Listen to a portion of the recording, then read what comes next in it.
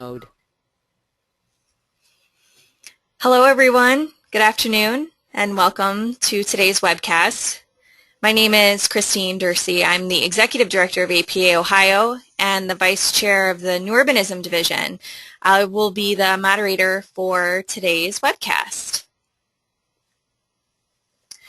Today, Friday, July 26th, we will hear the presentation, Functional Classification, So Important That No One Wants to Talk About It. This presentation will be given by Andy Bayno and Peter Norton.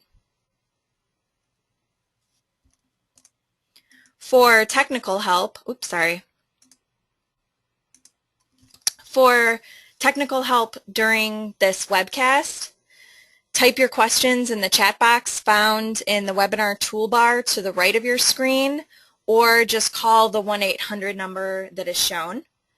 For content questions related to the presentation, type those in the question box also located in the webinar toolbar to the right of your screen, and we will answer those at the end of the presentation during the question and answer session.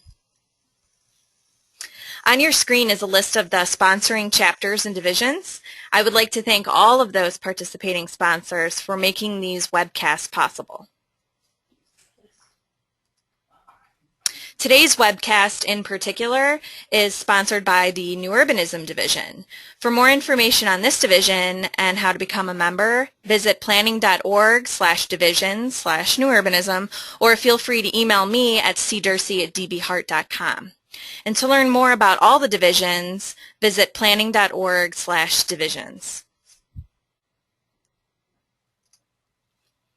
On your screen now is a list of upcoming webcasts. To register for these webcasts, visit utah-apa.org/webcasts. And of course, like us on Facebook, Planning Webcast Series is what you need to search to receive up-to-date information on the Planning Webcast Series.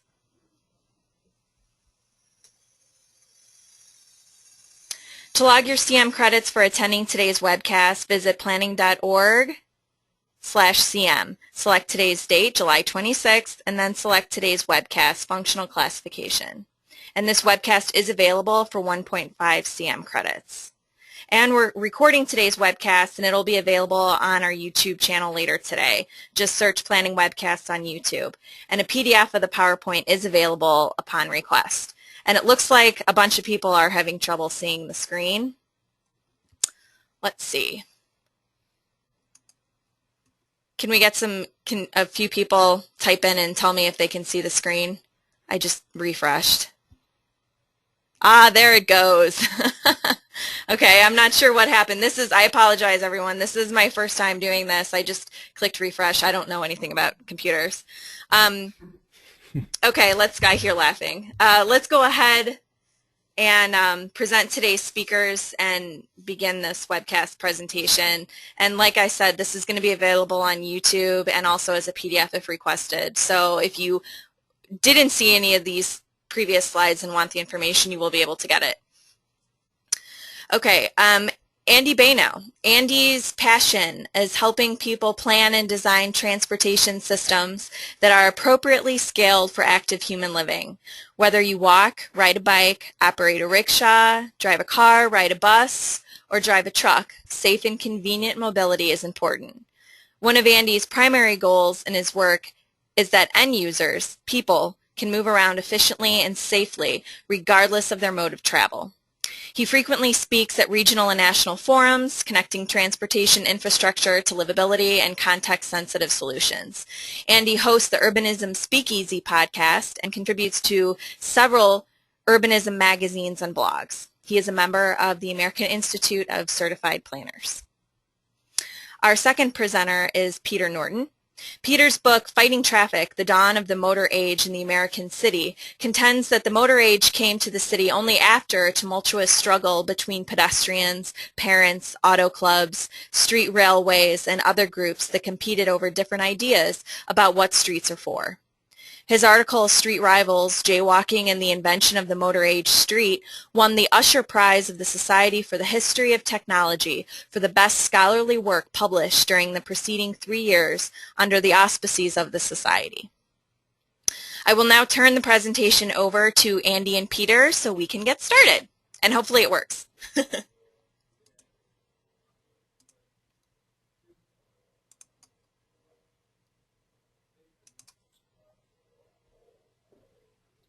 All right, thank you everyone for joining us today. I'm assuming this is working fine. I'll go forward with that assumption unless someone steers me differently. Peter and I are both fascinated by streets and the evolution of cities. So, of course, we're happy to have a chance to share some thoughts with you today. We'll make sure to watch the clock so we've got plenty of time for questions. And let's jump in. Here's an overview of where we're headed. First, I'm going to touch on why planners, and especially new urbanists, should care so much about street classification. Peter will then spend about a half hour, a little more, talking about the evolution of American streets, including a very sudden and dramatic turn of events in the 20th century. And then I'll wrap up with a look at today's American streets and share some ways to improve them. We do need to warn you, though, we will be sharing unfashionable truths. And the way I see it, if everyone is comfortable with what we're saying, then we're probably not pushing hard enough.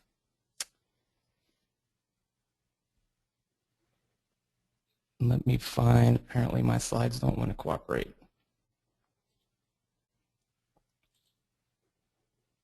All right, there we go.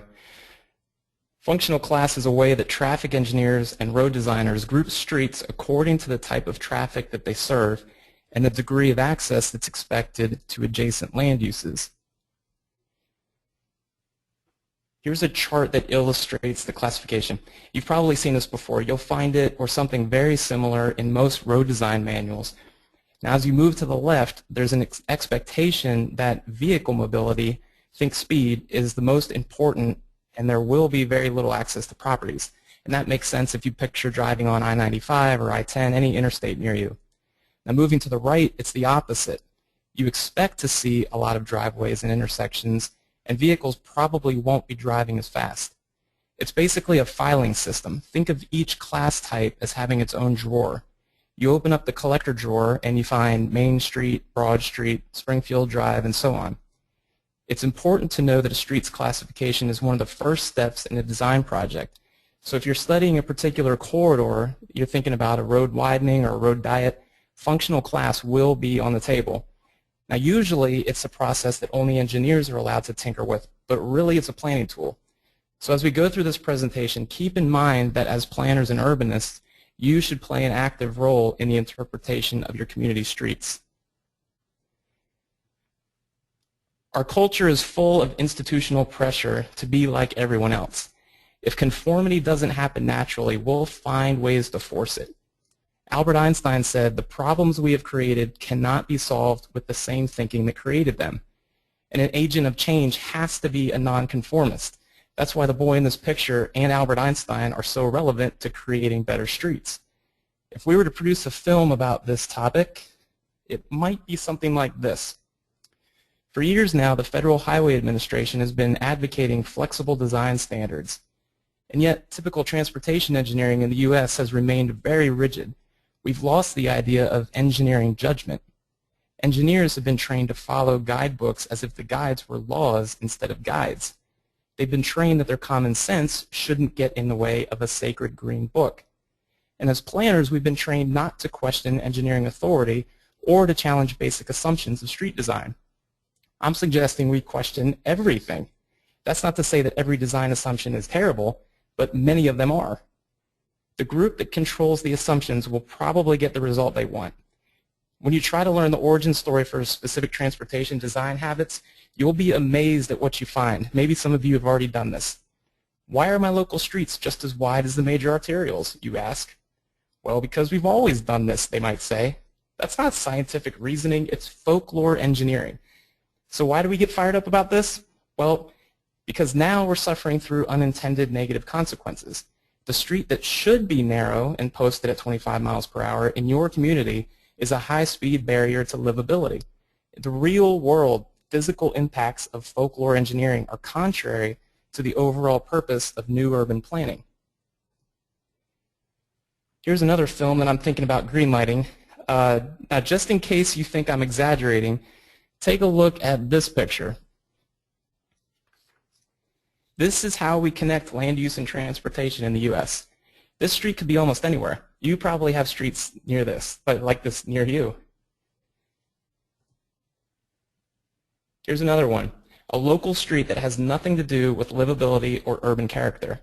3 lanes in each direction, turn lanes, highway-style lighting, all based on possible development that hasn't even happened yet. We guess how many cars are going to be on the road and then design it like a highway.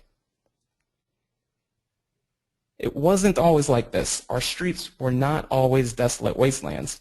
Pedestrians weren't always asked to wear headlights in a car as protection when approaching a street. We can learn from our history.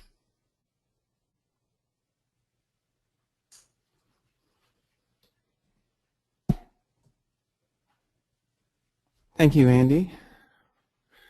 I want to thank Andy for inviting me to this today, because city planners are heroes of mine. I admire the ones who are interested in coming up with more livable designs for people like me to live in. I'd like to give you both a historian's perspective and, since I'm not a planner, a sort of outsider's perspective. I think that can be enlightening to people who are on the inside, so to speak. And I want to take my inspiration to start from Galileo. You might recognize these ink washes he did about 500 years ago. When Galileo first looked through a telescope, he looked at the moon and found that it was not the way Aristotle had said it was. Everybody had assumed that the moon must be a perfect sphere. The logic seemed flawless. It's in the heavens. Heavens is perfect. A sphere is perfect, but only if it's perfectly smooth. But Galileo looked again, and I take inspiration from his willingness to look again. He used a telescope. I propose to do the same thing, to look again at functional classification, only instead of a telescope, I propose to use history. If we look at a classic engineering diagram of a black box, the diagram does not bother to explain what the process is in the black box that transforms an input into an output. And in much of 20th and 21st century American transportation engineering, the black box has been functional classification. I propose to use history as well as an outsider's perspective to open up the black box of functional classification and see if we can re-examine and maybe rediscover what's inside.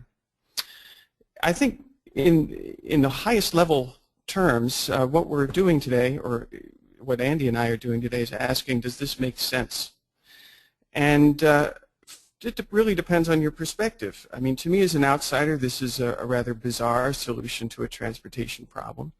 From the point of view of functional classification, it makes perfect sense. In other words, if we accept the assumptions behind this functional classification diagram, then the results follow from them. But I want to question the assumptions. So this is a typical functional classification diagram, a variation on the type that Andy showed you a minute ago. But as an outsider, I think I have an advantage. I can ask the stupid questions that insiders tend to overlook because they're so deeply inside what they're examining. As an outsider, I can ask questions like, functional classification of what? To me, it's very interesting that this is functional classification of roads and streets. What if we asked questions like, how do we get mobility or access by classifying vehicles? We might say at the high end of mobility have high-speed trains, in a spectrum going all the way down to pedestrians as the optimum access mode. So I wonder if a functional classification by mode rather than by road might be a useful idea to consider. This is the kind of question an outsider can ask, right? Functional classification for whom? I wonder this too. If we look at pictures like this, practically everybody's in a car. The answer seems to be functional classification for people in cars. I think that means we may have to re-examine and maybe redraw this chart even as it's applied today. For example, I wonder if we really mean mobility or just mobility for cars. So you can see I've modified the diagram slightly already. And do we really mean higher mobility or as Andy suggested just a minute or two ago, maybe we really just mean speed, because I don't think it's hard to imagine mobility, even optimal mobility, that isn't necessarily very fast. And it seems to me that the high end of the functional classification chart is really more about speed than about mobility. And in the end, it appears that we're talking about the function in functional classification, the function for roads and streets, as optimizing speed and access for cars, which is not exactly the same thing as optimum transportation planning. This quotation from the 1972 Highway Needs Report shows that speed, minimum speed of 35 to 40 miles an hour, is treated as a goal for all roads, as if this is a given, and I think this is something that can be questioned. For example, is this woman's mobility really more a function of speed, or is she just looking for a way to get across the street? It leads me to ask, high access for whom? This is a road with a significant number of driveways, and yet this is high access perhaps from a motorist's point of view, but I'm not sure this woman would agree that she has high access. I think you can see in these pictures that what is high mobility for some is impaired mobility for others. What's high access for some is impaired access for others. Take children, for example. I'm on Facebook. Recently I got a post on my news feed from somebody from my old neighborhood who was reminiscing about what was called the black path. It was a path children made themselves, children and teenagers, people who couldn't drive, and they, through their own sort of transportation planning and their own innovation, innovated this path marked in red but called the black path that connected isolated points designed for connection by car but not for connection by foot. But children, teenagers reinvented transportation planning in the 70s when this black path was charted out in my old hometown. I think we need to re-examine the question, what is mobility? I already suggested that maybe what the advocates of the present functional classification system mean might have more to do with speed. Here we see a urban arterial route, Austell Road in Marietta, Georgia. This affords great mobility to drivers in the form of speed, right? So this is giving higher mobility or speed to a portion of the population. But from a pedestrian's point of view, this is impaired mobility, right? This is, the red X shows the point of the infamous fatality of 4-year-old A.J. Nelson in 2011. Some of you, I'm sure, have heard about this case where a woman with children, not a car owner, was trying to return home, trying to get across a 4 or 6 lane highway to get to her home as a non-motorist. This is not only impaired mobility, this is extremely dangerous mobility. Functional classification was not serving A.J.'s mother, Raquel Nelson. And the answer, I think, is implicit in the name of one of the best-known advocates of functional classification, what's now the American Association of State Highway and Transportation Officials, but as the logo indicates here, was originally the American Association of State Highway Officials. And it's still, in practice, overwhelmingly a road-based transportation authority. If we go back before ASHO and its version of functional classification, we see streets like this one in Rochester in 1904.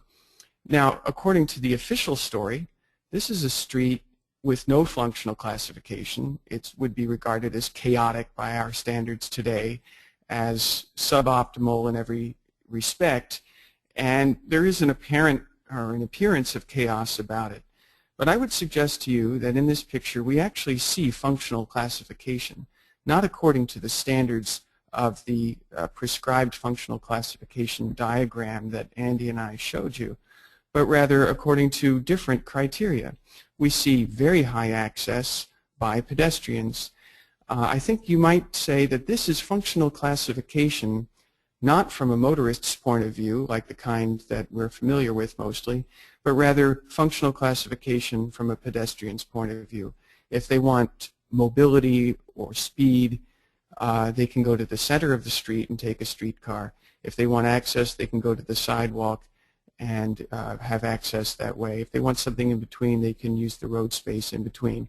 And incidentally, I hope you've noticed that if passengers taking streetcars must go to the center of the street, there's a suggestion there that pedestrians belong in streets. And in the world of 1904, they did. They belonged everywhere in streets and even had priority in streets.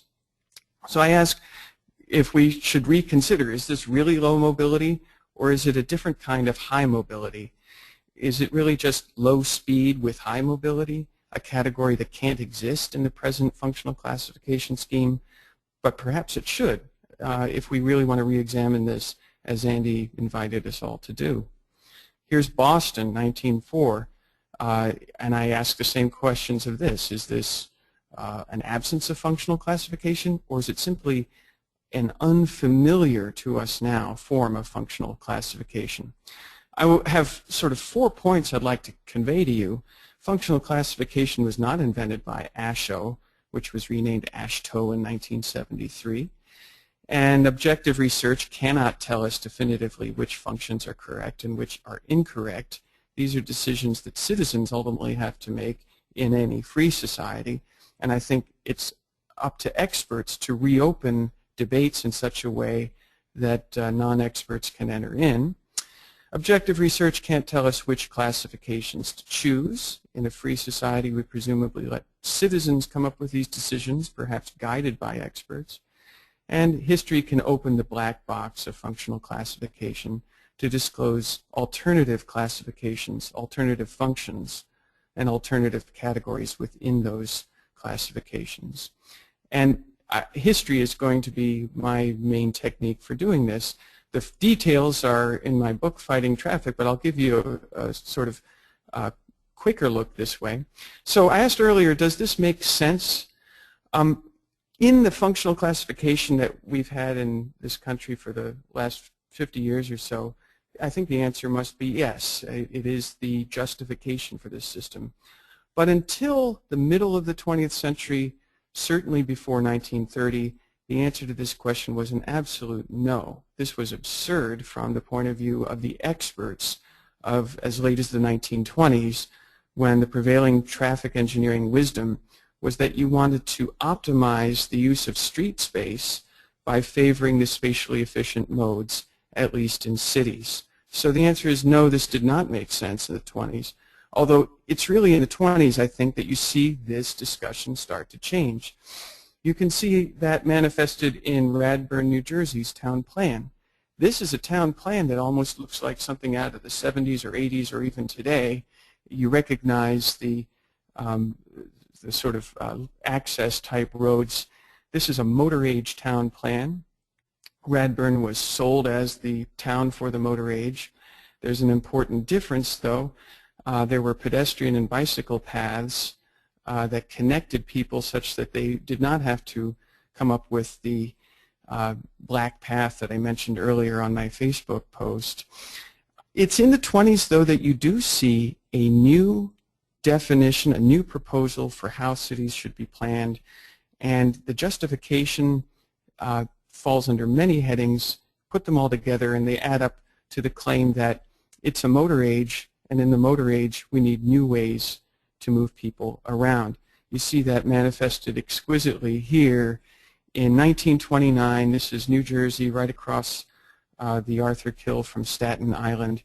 This is a motor age intersection, familiar to all of us, but brand new when this was opened up in 1929. How did this happen? There's multiple parts. I'm going to just stress a couple of them.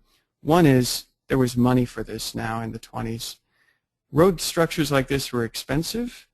There was a new revenue stream for these in the form of gasoline taxes, originally steadfastly opposed by definitely the oil companies, but also the automobile industry and the auto clubs. That changed in the 20s as automotive interest groups, excluding oil companies, saw a real opportunity to transform America to make it a motorized country, to motorize its cities on the basis of money from gasoline taxes. The beauty of doing this was it meant that roads would be for cars. After all, cars bought and paid for them. That's a point of view captured here by Miller McClintock in 1930, one of the representatives of this transformation, a man who himself changed from an advocate of spatial efficiency into an advocate of the motor age, perhaps in part because by 1930 he was working for a national transportation planning firm that was funded entirely by Studebaker, the automobile maker. So let's take a look now at moving into the city at the other end of the functional classification scale. This is today's functional classification scale. We see that on the level of the local streets, we have what's called low mobility, although pedestrians might find local streets places of high mobility on foot. Bicyclists might find them higher mobility places than shoulderless highways with a high degree of access. I'd like to open this black box, this smaller black box, up a little bit too. If we look at land access, what's really meant here is land access for cars, as as I'll show you in a moment. So I want to ask you, in a city, what does land access for cars mean? This is where I'd like to introduce you to an organization that you probably never heard of. Actually, I'm sure you've never heard of it because I invented it. It's the American Association of State Septic Tank Officials. I made this organization up to make a point. If the American Association of State Septic Tank Officials had found a way to gain a revenue stream from human waste, rather like the automobile industry found a revenue stream from gasoline taxes, think about what this might have meant for America's cities. ASTO could provide us with the right septic tank for any setting, including dense cities. You could check the ASTO Brown Book for a functional classification guide, and you could find the septic tank that meets your needs, whether you're in Manhattan, Kansas, or Manhattan, New York. What would this have meant if we had put septic tanks as the only solution for all human waste in cities as opposed to connected sewer systems? Well, for Detroit, it might have looked something like this. All the orange would be multi-story septic structures. The red would be surface septic fields. Detroit would have to have been rebuilt to work on the basis of septic tanks. Crazy, right? Stupid, right? Well, actually, this map is absolutely accurate. It's just that instead of multi-story septic structures, those are parking garages. And instead of surface septic fields, those are surface parking lots. All the red and all the orange in downtown Detroit there that you can see is for parking garages and surface parking lots. This means that, as crazy as the idea sounds of converting American cities from sewer systems to septic tanks, well, this is essentially what America did with its cities when it transformed them into automotive cities, right? So looking again at the black box of local urban streets, we have land access for cars, which means, of course, also land access for parking, which strangely doesn't appear on the functional classification list. The bottom level is local streets, not parking lots.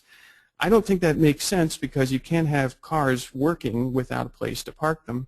This means we need to change the chart. So there's the chart as it is now. I added 4 cars to land access. But if we add parking, that's actually going to be a huge part, as the map of Detroit indicated, for any mobility system in cities based chiefly or even almost exclusively on cars. So actually, half this chart, if we're talking about a city, would have to be dedicated to zero mobility parking lots, just as we would have had to transform the city to accommodate septic tanks. I think it's at least arguable that rebuilding cities to accommodate cars as the #1 transportation mode makes little to no more sense than reconstructing cities to accommodate septic tanks instead of sewer systems. Look at what it does when you, in fact, convert cities to automotive transportation. This is Portland, Oregon in 1962. This is functional classification applied to a American city. This is a more recent photo of the typical suburban retail shopping center parking lot shaped by zoning codes that require substantial parking. I'm sure many of you know of Donald Shoup's high cost of free parking. This is the parking aspect of the automotive city, right? Now, there's a defense for this kind of thing. This is a shopping center near Richmond. There's a defense for rebuilding cities in this rather drastic way. I'm sure you've heard of it. It has something to do with America's distinctive cultural values, something you can easily check for yourselves if you Google America's LO. And I'm going to ask you all in the audience to think for a moment, what do you think you're going to get if you now add a V to America's LO, which will get you from America's Lost Treasures to America's Love Affair with the Automobile. I'm not acquainted with America's Lover Boys. That's probably another lecture. So you can see here a screen full of references to America's love affair with the automobile. If Americans have a love affair with the automobile, this surely would, like love does, justify going to extraordinary means to accommodate the beloved, right? So from this point of view, love makes it, or love explains everything here, right? And you see this explanation all over the popular media, and we have seen this explanation all over the popular media for the last 50 years. However, there's an origin to this story that presents it in a very different light, which is where I hope to conclude today. I don't think you find a love affair with between Americans and automobiles if you go back several decades. I mean, if you go back long enough, this is Detroit in 1917, long before it was converted to automobiles, you find most people getting around on foot or in streetcars, not in cars. And I think this is an era where mobility and speed are definitely not equated the way the functional classification diagram equates them now. You find streets where people can roam through them at will, and where speed, to most users, would actually be taken to be an impediment to mobility. I mean, I want you to consider for a moment most of the people in this picture. From their point of view, and that would be pedestrians in this photograph, from their point of view, speed is an obstacle to mobility, and therefore they're not going to equate the two at all, right? We even see children in streets, very commonly in street photographs from this era. Here are two girls crossing a street in Philadelphia. And we even see children playing in the street, which of course ought to make us ask what are streets' functions? We have been assuming under the functional classification diagram that it has to do with speed and access for motor vehicles, but according to this Newark, New Jersey resident, streets are for children to play in. A bizarre idea to us today, a view I found expressed in many different ways, as Mr. Aronson did here in this era.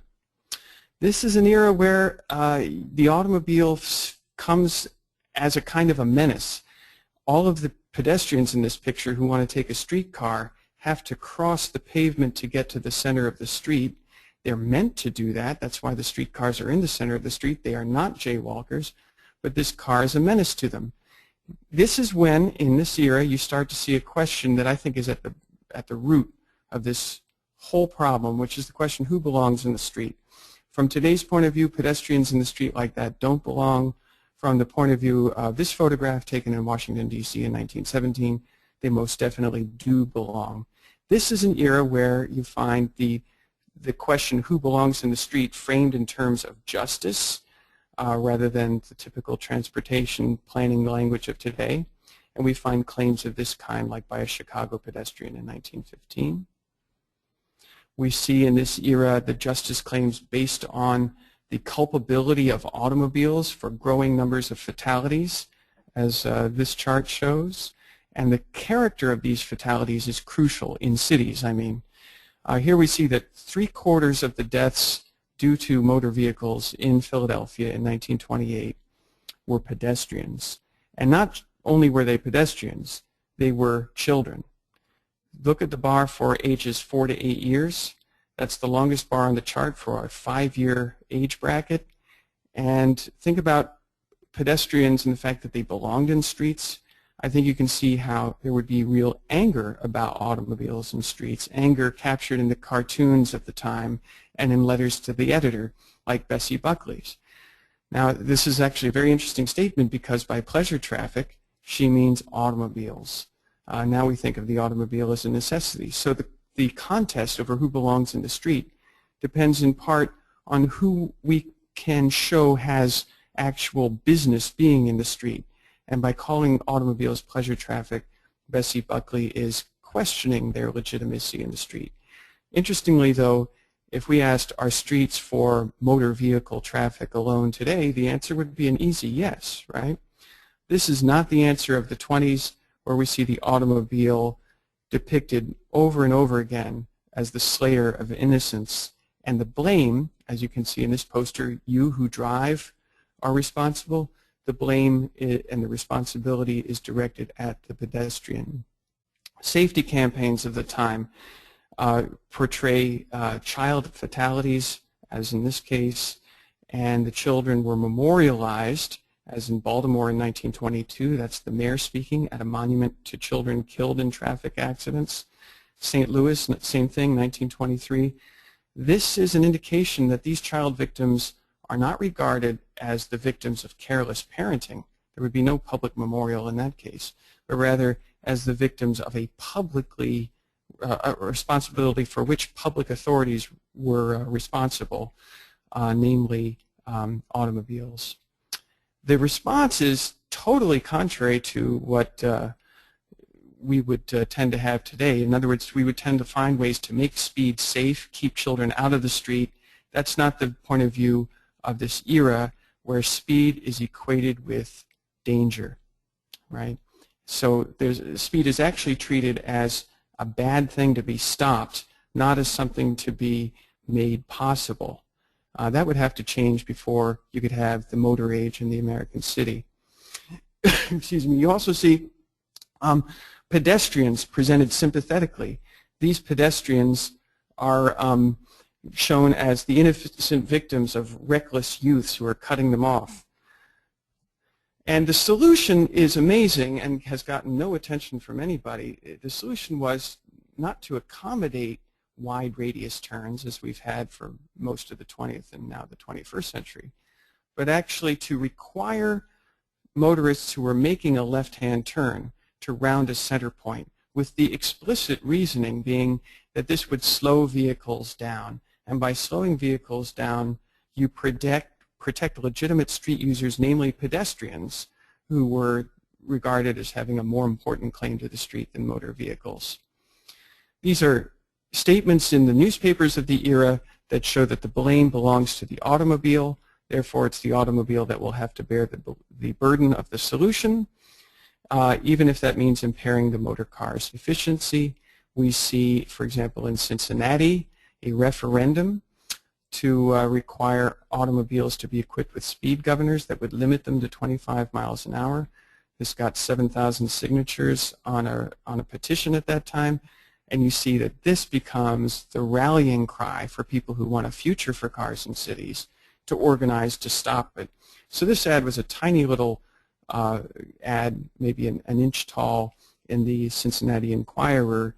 It was met by full-page ads like this one denouncing the campaign.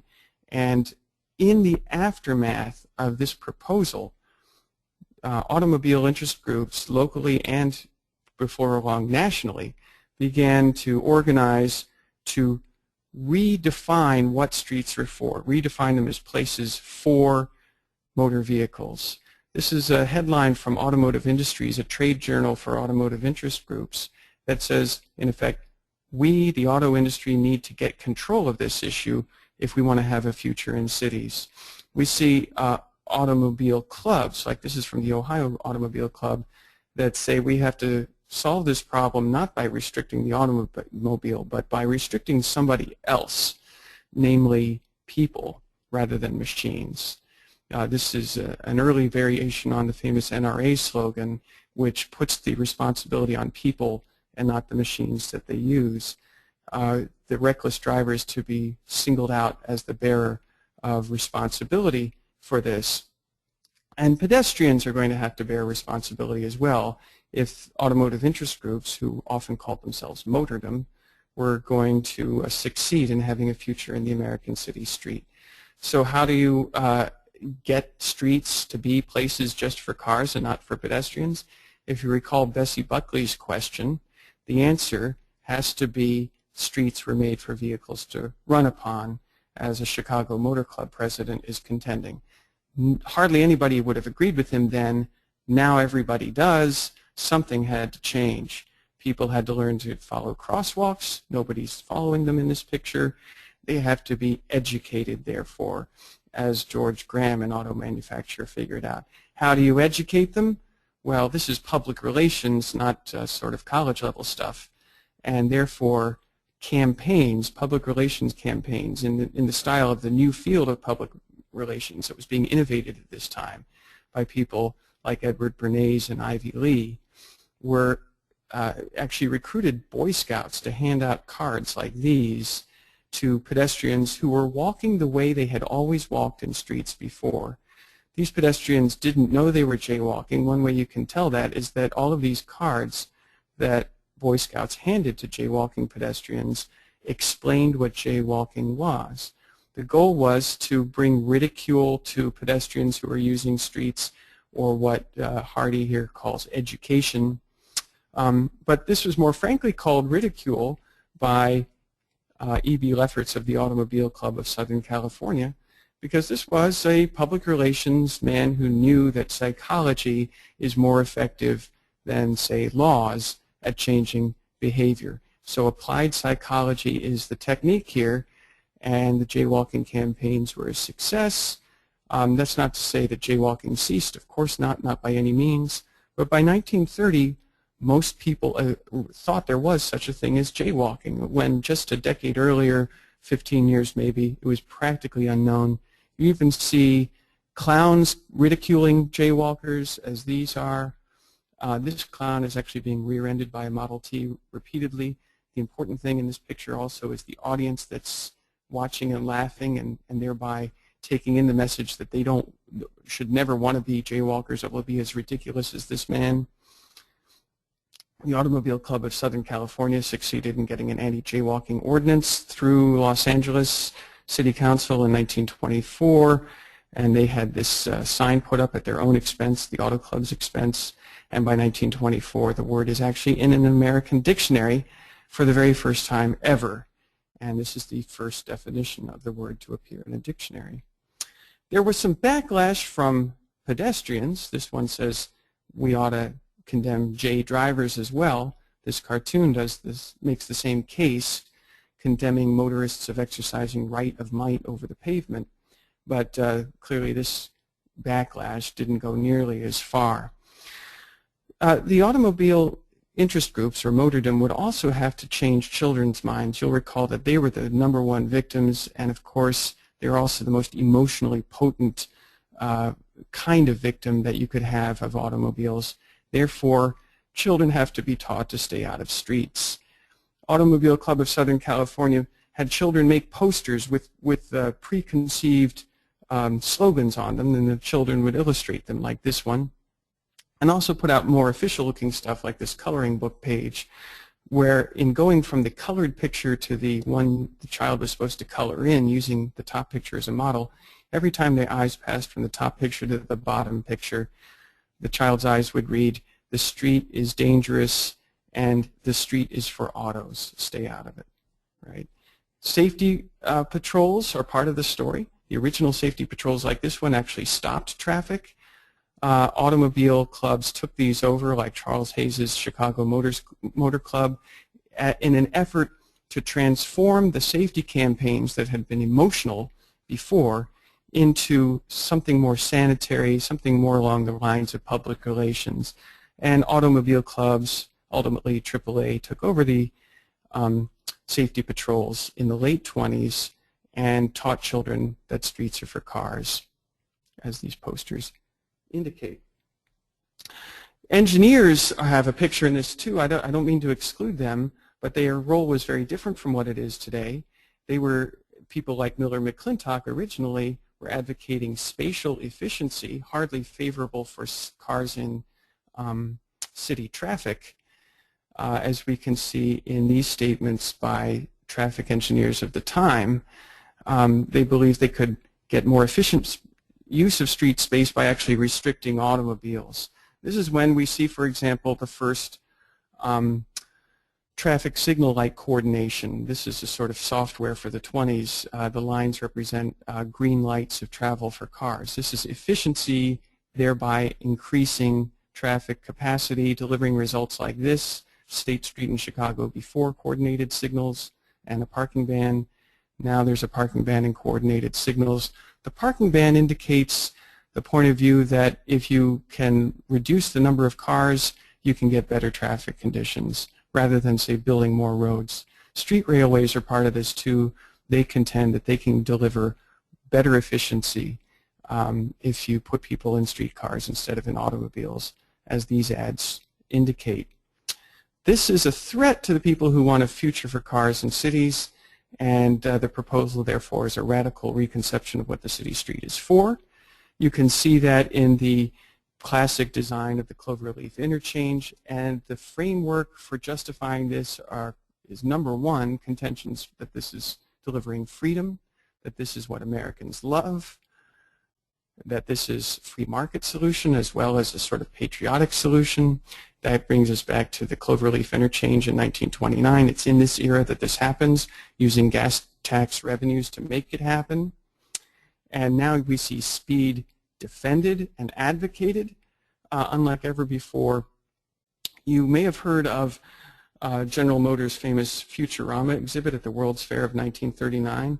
A couple of years earlier, they actually started this model for a Shell Oil Company campaign, promising that in the city of tomorrow, you'll be able to drive right through without stopping, 50 miles an hour all the way through.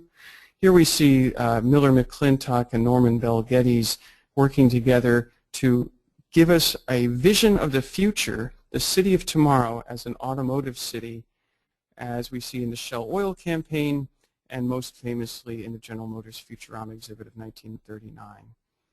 Right? So the solution, therefore, has come 180 degrees the other way. Now the solution is in the form of superhighways, which we see charted in Bureau of Public Roads maps going right through the hearts of cities, rebuilding cities for the motor age. This, of course, would take parking as well. You might recall the Detroit map. That's a radical transformation that you can see here going on in Boston in the late 50s, Portland in the early 60s, and we're back to this interchange in San Jose today. And I want to conclude by offering a little lesson that might be useful for anybody who would like to change the discussion now. You will recognize this statement by George Orwell, I'm sure. Well, General Motors recognized it as well. They funded a program called the DuPont Show of the Week. They did a documentary in 1961 hosted by Groucho Marx where these phrases were used.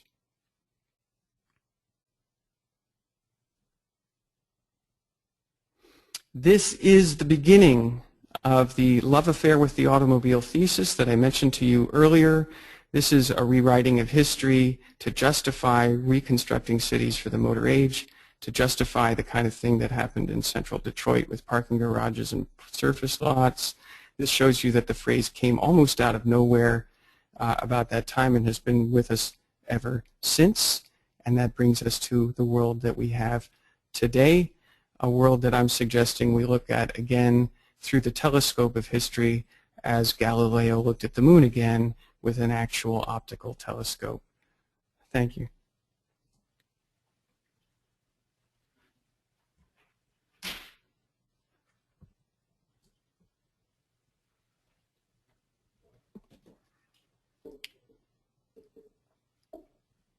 So road design manuals really started to spread during the 20th century, during a time when President Eisenhower wanted to create a network of highways to move massive amounts of military equipment. And this is kind of the next level just beyond what Peter was describing. If the communists invade, we need the military to swarm as fast as possible. I mean, that's the mindset of the time. So naturally, interstates were designed to accommodate long-distance trips at very high speeds. And as Peter showed us, this was a time when people were being chased out of the streets by the special interest groups and the powerful politicians. For the decades that followed, it just got worse.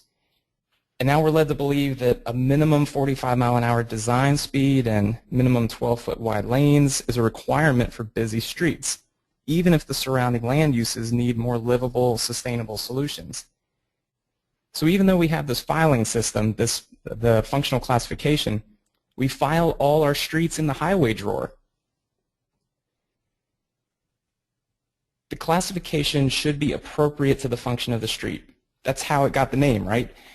But if you think about all the streets that should function to process high-speed traffic and be hostile to walk and bike, then you miss the point of having a hierarchy to begin with. So here's how the functional class generally gets applied. This is a variation on Peter's theme earlier. This is why you can never guess whether or not the street between your house and the grocery store is a local road, a collector, or an arterial. They all look the same because they all serve the same master, vehicular traffic. These two streets are marvels of modern engineering standards. Both of them function as connectors between residential, commercial, and recreation nodes. They're both in densely populated areas, and yet they might as well be filed in the highway drawer. You saw those ad campaigns. Language is powerful, and I'm sure you've seen these engineering terms before. All very positive, right? The road was upgraded from a collector to an arterial. It'll be more efficient with extra through lanes. What's there to complain about? Sometimes when a corridor gets a motorized upgrade, the widening will be used as an excuse not to provide sidewalks. But with or without a sidewalk, sometimes it's by choice, sometimes out of necessity. More lanes are built, those lanes fill up with new vehicle trips. We find ourselves in this vicious cycle that increases levels of irritation and financial burden. So I think you see all this, you have to acknowledge how ridiculous our country's road design habits have been, right? Ever since World War II. If we don't, we're just going to keep seeing more of the same. I said earlier, I think we should be questioning everything. That includes the engineering language. If someone tells you that a street needs another lane, double left turns, all that to be improved, ask, like Peter said at the beginning, ask who the improvement is for. Chances are the walkers and the cyclists being discriminated against don't see the improvement. So here's a common argument I hear. Andy, you're talking about the 1990s. DOTs connect land use and transportation. We understand context now. Yes, they do. And here's what it looks like. Walkable land uses are adjacent to each other, separated by this hostile asphalt barrier. So it starts when a developer proposes a plan to bring in some new business, maybe a few businesses. And then it's the job of the traffic engineers to predict how many cars will use the street based on the assumption that all streets should serve all cars at the busiest possible time of day. So this is all for generally 1 hour out of a 24-hour period. And then the traffic engineers tell the community how many new lanes or stoplights are required. Then the local government or the state or sometimes even the federal government pays to build more infrastructure. And so if the businesses do move in, they immediately become car-oriented establishments. That's how land use and transportation are typically connected. And that's why you see so many so-called mixed-use developments in the last 10 years failing, because they're still car-oriented. So there are a lot of reasons why our current use or misuse of functional classification should be widely discussed. But the single most important issue is public health. If a person walking across an intersection is struck by a car at 20 miles an hour, the chances of survival are very high. It's near 95%. If a person is struck by a car at 40 miles per hour, the chance of death is almost 85%. Wide sidewalks and painted stripes across an intersection do not necessarily equal livable transportation conditions. Now, I have to include this because anyone who says the types of things that Peter and I are saying, and probably many of you, are accused constantly of waging a war on cars. Look, stand your ground on this. Planning for human beings to be able to walk and bike, people of all ages and abilities, is not some terrible attack on cars. Planning for people promotes freedom. I like to say this: do you love America? Then give people the freedom to cross the street safely. If terms like livability or walkability are being hijacked, just change the conversation. Change the conversation so that people realize they've been conned with an illusion of truth. Make the idea of freedom as broad as you want. The freedom of modal choice. The freedom to check your mailbox without being slaughtered. The freedom for your elderly parent to get some fresh air. The freedom for your kids to walk to school so they don't become part of the obesity trend. I'm a noisy advocate for public involvement. I want people to speak up and be active in shaping their neighborhoods and streets. But the post-World War II folklore design has been so effective that people don't even realize they're being discriminated against. The propaganda campaigns from the special interest groups were incredibly effective. It's hard to argue against traffic engineering language that sounds so positive. Upgraded arterials, efficiency, improved service, and so on. So you need to be prepared to educate your friends and neighbors before you just ask if they think an extra lane or two is a good idea and then jump on it and say, well, the public wants more lanes. Henry Ford used to say if he gave his customers what they wanted, he would have given them a faster horse. We don't need more of the same. Looking for a faster horse is what led to suburban sprawl and highways ripping apart the urban areas all across America. If we really care about public safety, about the health and welfare of the general public, then we shouldn't leave functional classification to the engineers. It's too important for one group to have a monopoly on it. So here's an amazing truth. It is possible to plan and design streets at a human scale and, brace yourself, still accommodate vehicular traffic. The freedoms I mentioned earlier, completely possible. If there's one positive outcome of the recession that we're in, I think it's that so many communities can't afford to build terrible roads. They're scaling back. They right-size their streets. And what they're finding is the results are very rewarding. The motivation to take action, I think, has to come from conviction. Conviction introduces a moral element. It's a firmly held opinion that means so much to you that you want to persuade other people. Tradition is allowing the well-meaning but misguided engineers and special interests to determine how the streets function and who belongs in them.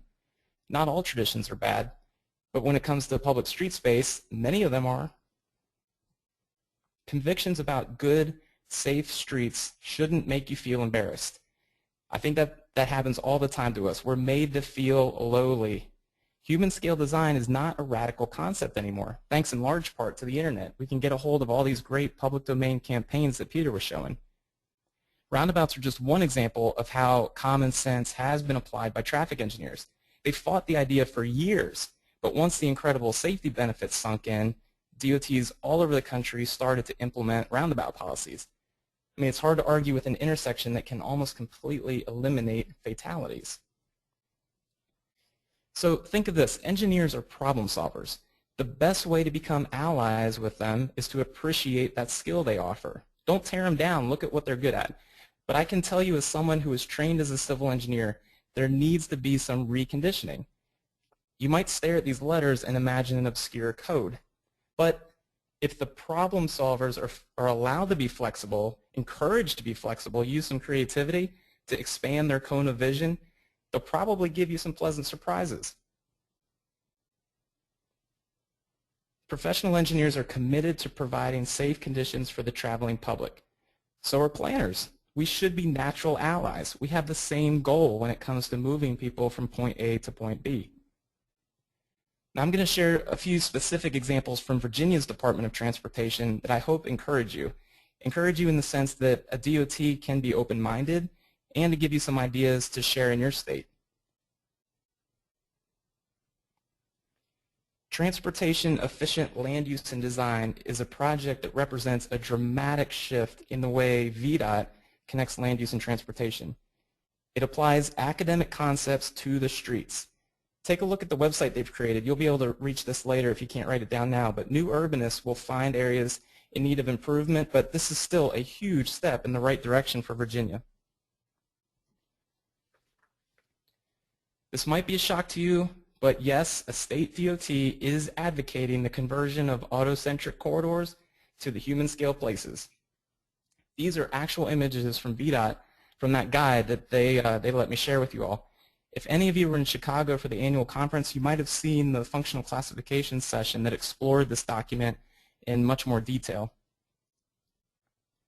But here's some of the things you'll find. You want to blow the mind of a traffic engineer you know? Tell them how VDOT's publications have been talking about multimodal networks. This is the same group that's responsible for dealing with functional classification issues in Virginia.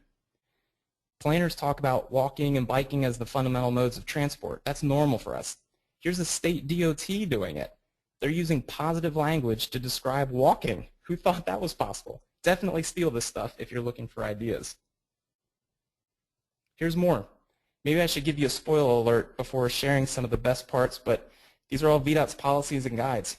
This is one of my favorite because it pulls no punches.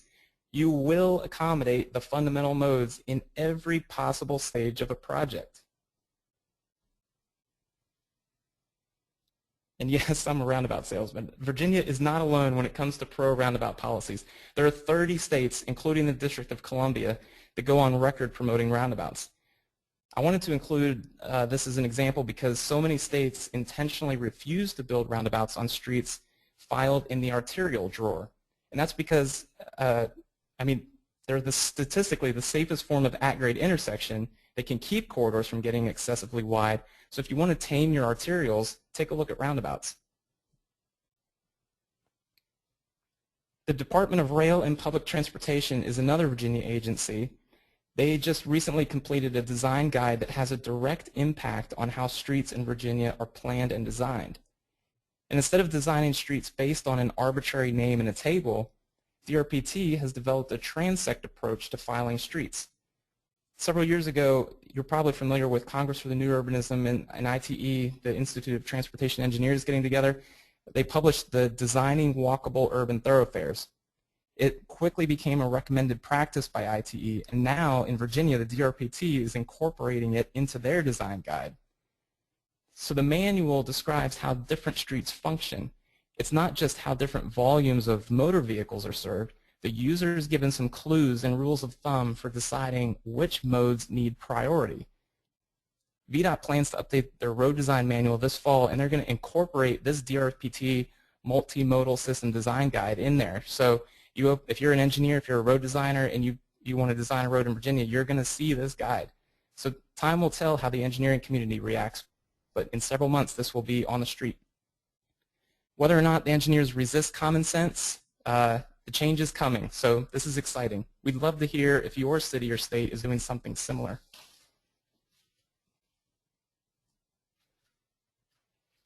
So here's the recap. The way we interpret streets is critical. If your infrastructure plans look and feel like a highway, then speak up. Tell the unfashionable truths. Don't worry about flattery. Start with education. Remember the lessons of traditional American streets. It is possible for functional classification to coexist with active streets, active for humans, but not if you let traffic engineers control all of your assumptions. When you consider the entirety of human existence, the autocentric era is a tiny blip. Historians are going to look back on it as an unfortunate period that ended early in the 21st century when common sense prevailed. I suppose this is me poking you in the shoulder a bit. You feel a bit more empowered now to talk about the purpose and function of streets? Maybe you're thinking about convictions versus traditions. So what are you going to do about it? It's impossible to make livable streets without upsetting the apple cart. You don't have to be a transportation expert to question the status quo, but hopefully we've given you some ideas about what questions to begin asking. Go be your office revolutionary. If everyone around you is happy with your work, push harder. Flip the hierarchy. Just because you classify your streets with names like primary arterial doesn't mean you can't give the highest priority to the fundamental modes of travel. Traffic engineers have no trouble imagining the future. Here's what they see. 3% compounded annual growth in automobiles. What do you see? Better yet, what do you see when you picture the future of your community? I'll bet you're going to picture specific events, not the possible traffic operations. The boy on the sidewalk won't remember if he waited 24 seconds at a red light or whether he arrived at 18 or 25 miles per hour. He'll remember spending a day with his dad and brother on a tactical urbanism mission. We hope this information is useful, and we're looking forward to taking some questions in a minute. We also hope you share what you learned. Even if you think Peter and I are completely insane and you want to publicly disagree, that's fine. Open and candid debate keeps us all sharp.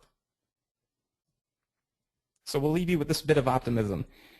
There's really no excuse to continue the folklore engineering. Let's learn from the past and reclaim our streets.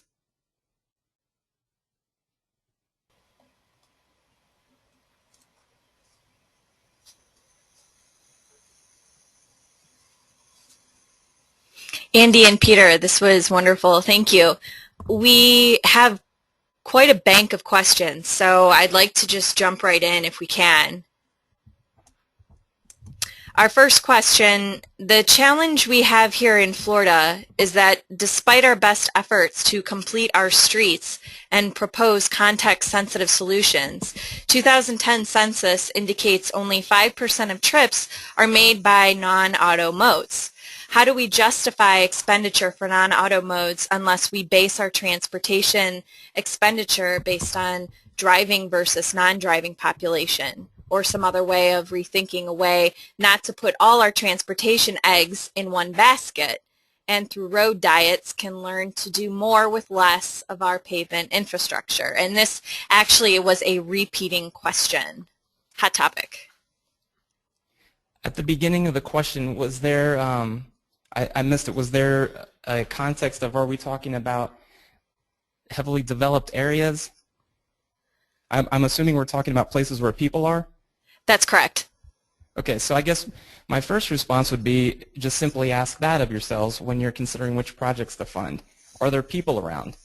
I mean, Peter's got the backdrop of history and how things shifted, but in terms of what you can start doing with your streets, if you think about accommodating people first, that's how we're going to get out of this the sprawl condition we're in. I mean, for a lot of economic reasons that we could do a whole other webinar on, we can't afford to keep building the way we are. So if we keep designing streets and our settlement patterns just based purely on the automobile, then we're going to still be trapped in our automobiles, and none of us are going to be able to afford it.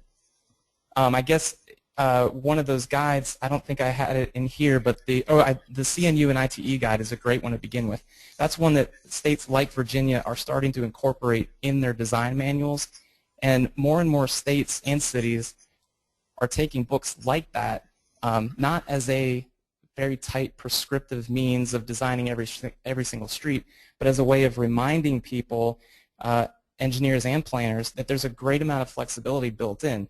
And even FHWA, who often takes the blame because they're responsible for interstates, they've been advocating for many years for engineers to be flexible, to use judgment. So I would say whether you're talking about suburban corridors or you're talking about downtown streets in a small town or a city center, think about the people first. Think about first people on foot, and then accommodate people riding a bike, and then we'll be able to handle car traffic. Another thing to think about is in terms of city areas, think about the places you like to go visit. Do you like to go visit when you've got a week or 2 weeks of vacation? Are you going to go to some place that's all sprawled out, or are you going to go to a destination where you might not be able to drive around a lot? Especially some of the older cities of Europe, there's so many examples of places where you just physically can't drive very much. I'd like to add just a small thing to what Andy had to say. I would never let anybody use data about current usage to tell us that this means that this tells us what people want. In other words, we've had 85 years of autocentric planning at extraordinary expense to rebuild America, and especially American cities, for cars. And it is hardly surprising that after 85 years of a multi-billion-dollar conversion effort, we end up in a place where people end up driving. Moreover, when people choose not to drive, very often for many people, including for me, the choice not to drive has more to do with how unpleasant it is to get around by any other means in a world made for cars than it has to do with any real objective preference for it. Thank you. This next question actually I think is really great. Self-driving cars are expected to be available on the market within the next 10 years. Assume that self-driving cars will be programmed to stop or avoid hitting obstacles, human and other. Could the advent of self-driving cars as a dominant form of transportation in turn allow pedestrians to, quote, take back the streets? So I'm not a high-tech genius. I can barely swipe my phone the way I'm supposed to, but this is a topic that does fascinate me. I think the quick answer is yes. There are all sorts of amazing possibilities. There are huge question marks, which, if you like a little bit of chaos, is exciting. We are going to have to seriously figure out how we're going to redesign our existing patterns, because Google and Audi and some others are talking about maybe between 5 and 7 years these cars are going to be on the street. And I forget how many tens of thousands the Google car has already driven, but they're the ones that get most of the press, but they're not the only car doing it. So some of the little technical glitches are apparently that they just have to solve are things like in a dense urban area, how do I know if a person standing on the corner is a signpost or if they're getting ready to cross the street? Now, they call it a little glitch. It's a human life, so obviously that's a big deal. But the car driving through traffic on its own is just a few years away. And then the other thing that brings in is car sharing opportunities. They're already talking about how once people get used to the idea of sitting in a vehicle that they are not controlling, then the vehicle can be smaller. You can have more opportunities for shared vehicles. And then the idea of parking isn't such a big deal. You have a smaller fleet overall. This is Peter. I'd just like to add one thing to what Andy had to say, which is I'm not very enthusiastic. I realize that self-driving cars might be able to make more efficient use of space by having shorter, safe following distances, better response, and so on. But I fear that a world of people going around in self-driving cars will still be a world made for cars. They'll still have to park. They'll still, in other words, it would still be possible to have a functional classification scheme like we have now that prioritizes them in ways that makes people or discourages people from walking, riding bikes, or taking mass transit. And I think that would be a shame, and I fear that the self-driving car is being sold in part as a way to preserve a world built for cars, when I would suggest that what we really need is to make a world primarily for people who are on foot, on bikes, or in mass transit, at least in cities.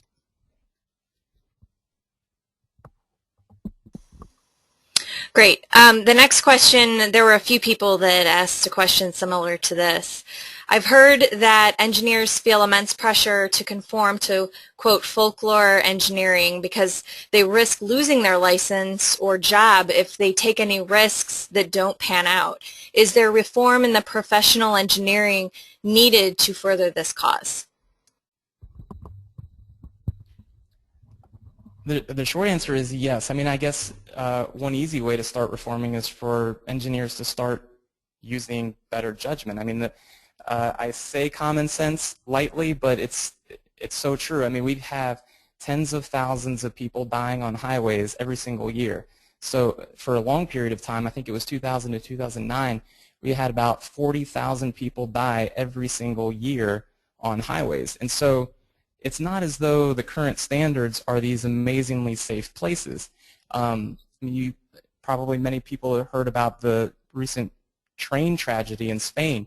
I saw somebody comment on that saying, 80 people dying is tragic. In America, we call that Thursday. I mean, that's one day of commuter deaths. So the current system is not this nice, safe, people-friendly system. So it definitely needs reform.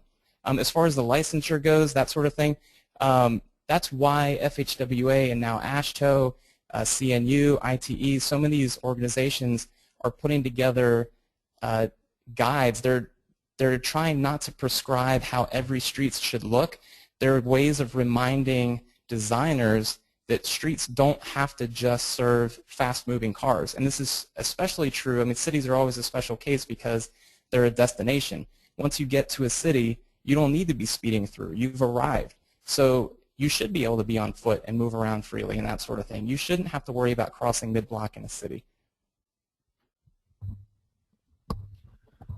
And this is Peter. Just to add to what Andy said, I would say that the professions, the professional bodies, have something to learn from the experience of other professions. I would give the example of medicine.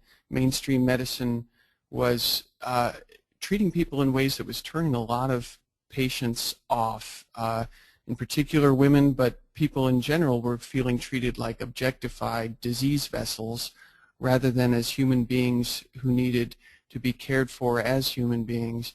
And the result was the growth of alternative medicine, some of it good, some of it not, birthing centers instead of obstetrics wards, and so on. And belatedly, mainstream medicine caught up, redesigned hospital care, learned something from other disciplines, and listened, above all, listened to patients. And in listening to patients, finally and somewhat belatedly recovered some of their lost credibility. And I'd suggest that the professional bodies in transportation planning should take a lesson from that. And I think, as Andy indicated, they have already begun. Any advice on how to challenge the local fire marshal demanding wider roads or challenging the narrowing of existing streets? That's quite a common question. That's also a very common question when talking about designing roundabouts. I know there are some cities in particular that have already put together a list of resources for that exact question because it comes up so often. There are a few committees on Transportation Research Board that have been dealing with this. Clearwater, Florida is one to reach out to. Carmel, Indiana is another one. And there's another, it might be coming out of the state office in Indiana, the governor's office, but there are a few that have been pulling together resources for fire marshals and anybody dealing with that. One statement that I've heard some engineers make, engineers who want to right-size streets, they say that the fire department should not have a monopoly on public safety. And what they mean by that is, if you just simply design wide streets to accommodate a huge vehicle, then it's kind of a boys with toys mentality where they're just going to keep getting bigger and bigger trucks. What cities in other countries have done is, amazingly, had smaller vehicles made.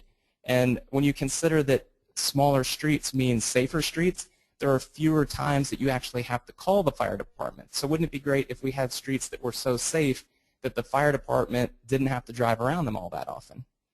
Another example, I guess, would be San Francisco. They've got a ton of 9-foot wide lanes. We all know they've got buses and fire departments down out in San Francisco also.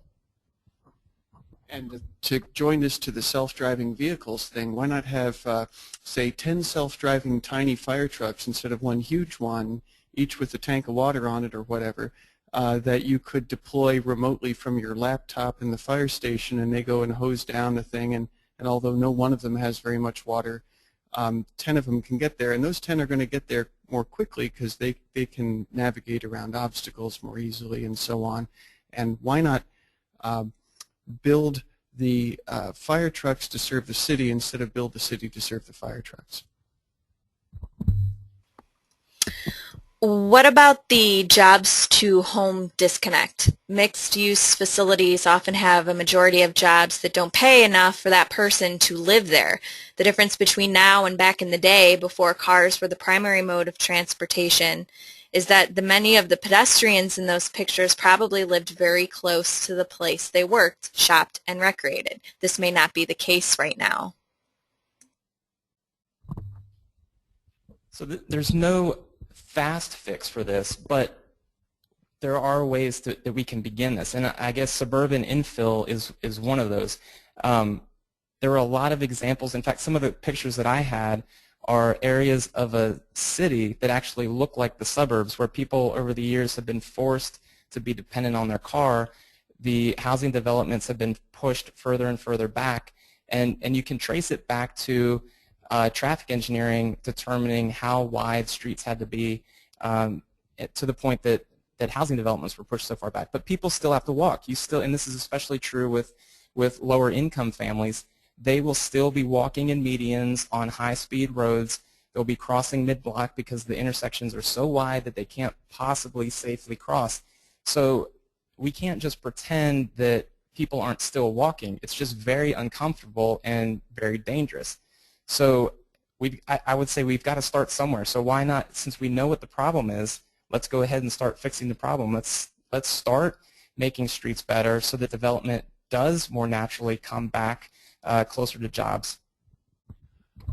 And this is Peter. I would just add that for one thing, this is a reflection of costs. Costs change. We are likely to see fuel costs rising in such a way that people will, of their own accord, move to more densely settled places where the distances aren't as great.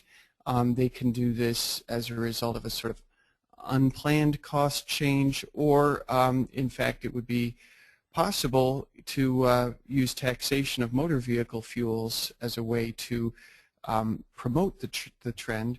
We've certainly seen a demographic trend in recent years where a lot of people have found living in dense urban neighborhoods much more attractive than an earlier generation did. I would say there is one more component, and this is to learn a lesson from General Motors' Futurama exhibit and show a vision, a positive vision of a future of people living in dense residential areas, not dense like the Lower East Side of 100 years ago, but dense compared to the typical American suburb of today, and present it as an attractive alternative.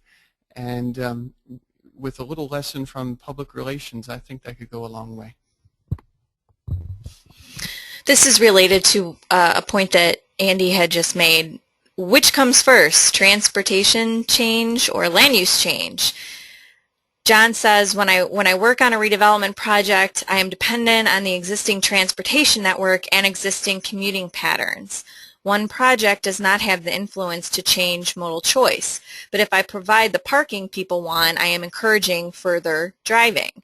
How can redevelopment projects help move toward long-term commuting change while being successful in the short term?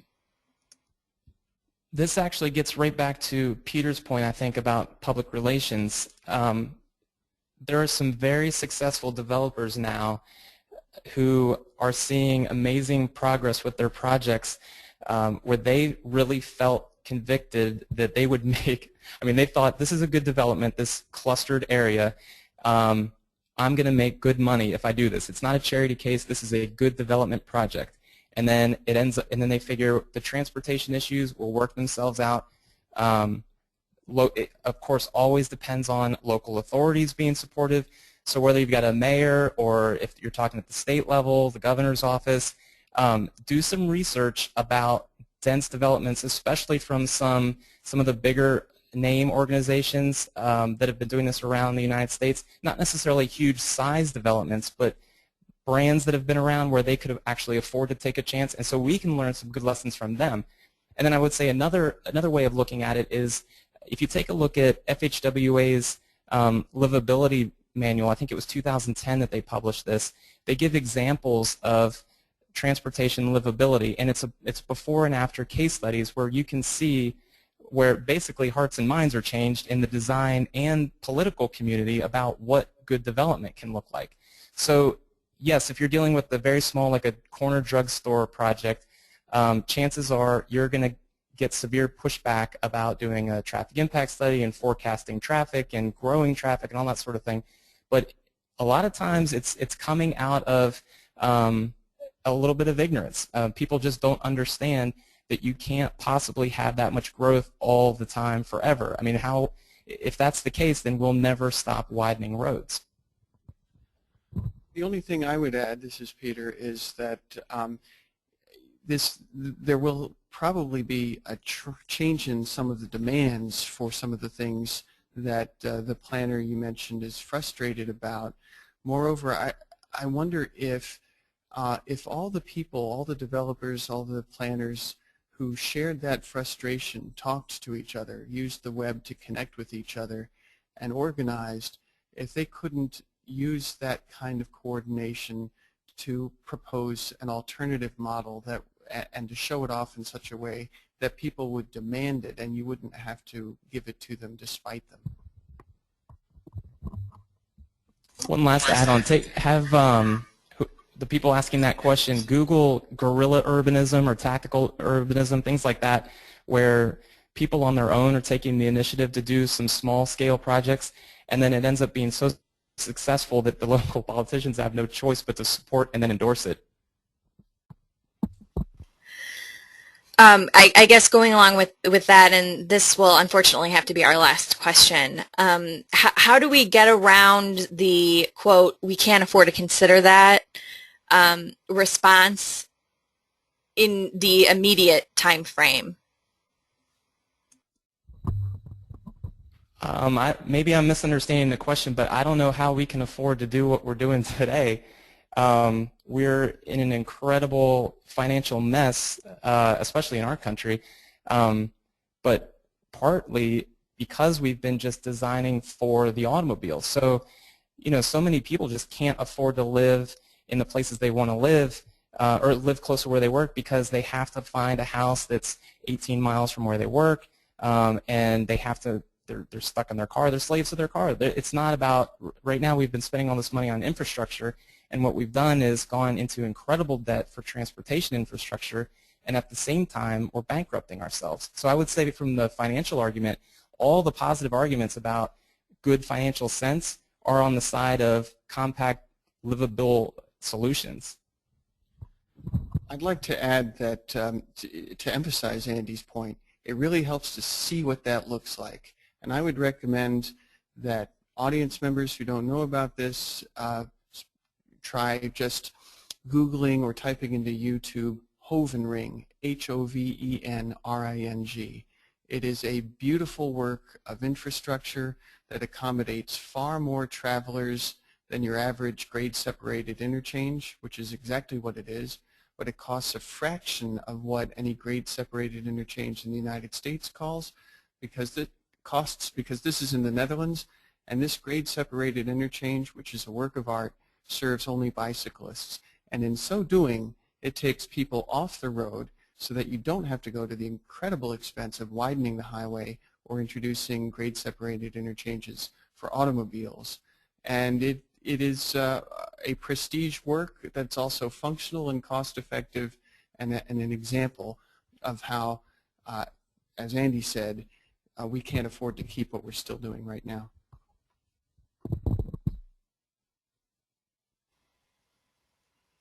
Andy and Peter, thank you so much for the webcast presentation today. It was very eye-opening, and there were some really interesting points made. And I'm sorry for those folks that didn't get their questions answered, but this presentation is going to be available online, and Andy and Peter's contact information will be there. So if you so choose to get your question answered, you can go ahead and email them. On the screen right now that I hope you're seeing are just some reminders and the things that you might not have seen at the beginning of the presentation. So for those still in attendance, I just wanted to remind you again to log your CM credits for attending today's webcast by visiting planning.org/CM, selecting today's date and the presentation title. And this webcast is available for 1.5 CM credits, And again, we are recording this webcast, and it will be made available on YouTube by searching Planning Webcast. And this concludes today's session. Thank you everyone for attending, and again, thank you to our speakers, Andy and Peter, and our sponsor for this webcast, the New Urbanism Division. And thanks everybody. Have a great weekend. Thank you. Thank you.